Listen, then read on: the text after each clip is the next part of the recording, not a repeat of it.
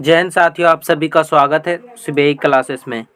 आज की वीडियो में हम लोग देखने वाले हैं क्लास 10th का ज्योग्राफी। ये चैप्टर नंबर हो जाएगा, इकाई नंबर एक ही है लेकिन ये गा हो जाएगा, ठीक है, जिसका नाम है वन्य प्राणी संसाधन। इस चैप्टर से जितने भी 2 नंबर वाले क्वेश्चन हैं वो सारे 2 नंबर वाले क्वेश्चन को देखने वाले हैं, इसलिए वीडियो को आखिर तक जरूर देखना। अगर आप इस चैनल पर नए हो तो प्लीज़ सब्सक्राइब और लाइक जरूर कर देना वीडियो को।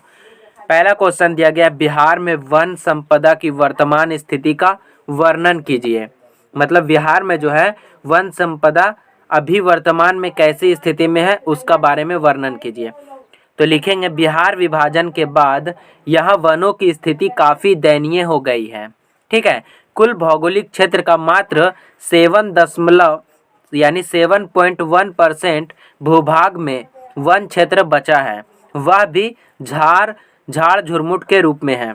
यानी यहाँ जो है बिहार जब विभाजित हुआ, झारखंड जब बना बिहार से अलग होकर, तो यहाँ पर जो है बिहार में वन बहुत ही कम बचा है, वो भी सही से नहीं है, झाड़ झुरमुट के रूप में है, झाड़ झुरमुट के रूप में।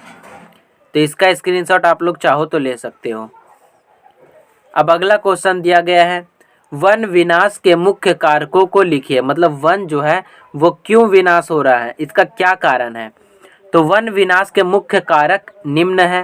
पहला जो है कृषि योग्य भूमि का विस्तार। जैसे जैसे जनसंख्या बढ़ रहा है वैसे वैसे जंगलों को काट कर कृषि के लिए खेती के लिए जंगलों को काटा जा रहा है। तो एक कारण ये भी हो गया है, कृषि योग्य भूमि का विस्तार। ठीक है, जंगलों की अवैध कटाई। बहुत सा ऐसे बहुत बड़े बड़े कंपनी है या फिर चोर है, वो जंगलों के अवैध रूप से कटाई कर रहे हैं, तो ये भी एक कारण है।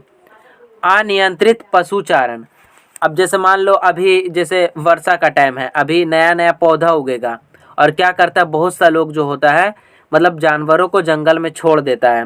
तो जानवरों को जंगल में छोड़ने से क्या होता है, वो जंगलों को नष्ट कर देता है अनियंत्रित पशुचारण के कारण। जो पौधा उगने वाला रहता है उसे भी खा जाता है, इससे जंगल नहीं बढ़ पाता है और जहाँ तक कम हो जाता है। यातायात के साधनों का विस्तार। अब जैसे जैसे रोड का विस्तार हो रहा है, जैसे कोई भी रोड हाईवे निकल रहा है जंगल से, तो जंगल को काटा जा रहा है हाईवे निकालने के लिए या फिर रेलवे निकालने के लिए, तो ये भी एक कारण है। औद्योगिकरण, बहुत बड़े बड़े फैक्ट्रियों का निर्माण भी जंगलों को काट कर हो रहा है। ठीक है, झूम कृषि, बहुत सा झूम कृषि जो है जंगलों को काट कर साफ करके वहाँ पे कृषि की जाता है, तो इसे भी झूम कृषि कहते हैं इसे। तो ऐसे से इतना कारण जो है इससे जंगलों का जो है विनाश हो रहा है। तो इसका भी चाहो तो आप लोग स्क्रीनशॉट ले सकते हो। अगला क्वेश्चन है, वन के पर्यावरणीय महत्व का वर्णन कीजिए। वन पर्यावरण को संतुलित रखने में महत्वपूर्ण भूमिका निभाता है। वन जो है पर्यावरण को संतुलित रखने में महत्वपूर्ण भूमिका निभाता है। वन ही के चलते वर्षा होता है। वन वर्षा कराता है, ऑक्सीजन की मात्रा को संतुलित करता है, मृदा अपरदन तथा जलवायु परिवर्तन को रोकता है। वन का बहुत महत्व है। ठीक है, तो इसका भी आप लोग चाहो तो स्क्रीनशॉट ले सकते हो। अगला क्वेश्चन है, वन्य जीवों के ह्रास के 4 प्रमुख कारकों का उल्लेख कीजिए। जो जंगलों में जानवर रहते हैं, जीव रहते हैं, वो क्यों विनाश हो रहे हैं, यानी क्यों वो खत्म हो रहे हैं, इसका क्या कारण है। तो सबसे पहला कारण है वन्य जीवों के आश्रय स्थल वनों का सीमित होना। यानी अधिक से अधिक वनों को काट दिया जा रहा है, जिससे वन बहुत कम है और बहुत कम वन होने के कारण जो जीव है वो नहीं अपना आश्रित स्थान नहीं पा रहा है, जितना में उसको चाहिए उतना उसको स्थान नहीं मिल पा रहा है। अब दूसरा, अवैध शिकार। जंगलों में जो जीव है, जो जानवर है, उसका अवैध रूप से शिकार हो रहा है। प्रजनन हेतु उचित स्थलों का अभाव। अब जैसे जैसे जंगल छोटा होते जा रहा है, कटते जा रहा है, जो जानवर है वहाँ के उसको प्रजनन में बहुत दिक्कत हो रहा है, जिससे इसका ह्रास हो रहा है, यानी कमी हो रहा है जानवर का। प्रदूषण संबंधी कारण, बहुत से ऐसे प्रदूषण कारण है जिससे जानवरों का प्रजनन क्षमता घट गया है। इसका भी आप लोग चाहो तो स्क्रीनशॉट ले सकते हो।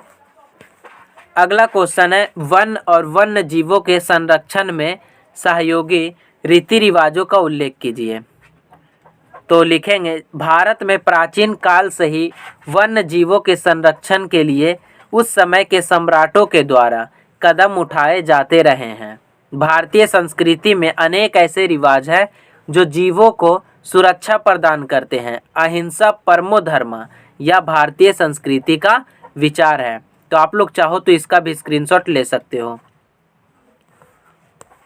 अगला क्वेश्चन है चिपको आंदोलन क्या है। तो चिपको आंदोलन क्या है? उत्तराखंड के टिहरी गढ़वाल जिले में 1972 में सुंदरलाल बहुगुणा के द्वारा चलाया गया एक आंदोलन है। ठीक है, इसमें आंदोलनकारी पेड़ों को कटने से बचाने के लिए उससे चिपक जाते थे। तो यही चिपको आंदोलन है। तो इसका भी आप लोग चाहो तो स्क्रीनशॉट ले सकते हो। चिपको आंदोलन बहुत बार आता है एग्जाम में, तो इसको आप जरूर से जरूर याद रख लेना।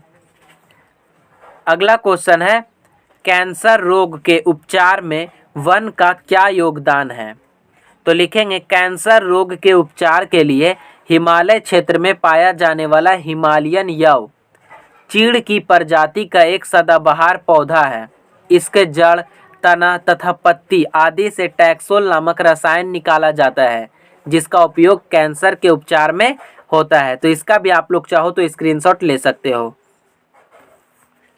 अगला क्वेश्चन है 10 लुप्त होने वाले पशु पक्षियों का नाम लिखिए। तो 10 लुप्त होने वाले पशु पक्षी निम्नलिखित है, ऐसे लिख देना है। उसके बाद लिखना है गोरैया, गिद्ध, शेर, चीता, डोडो पक्षी, गुलाबी सर वाले बत्तख, गैंडा, हरा कछुआ, लाल पांडा, सारस। ये सब आप लोग को याद रख लेना है। ठीक है, अब अगला क्वेश्चन दिया गया है वन्य जीवों के ह्रास में प्रदूषण जनित समस्याओं का अपना विचार स्पष्ट कीजिए।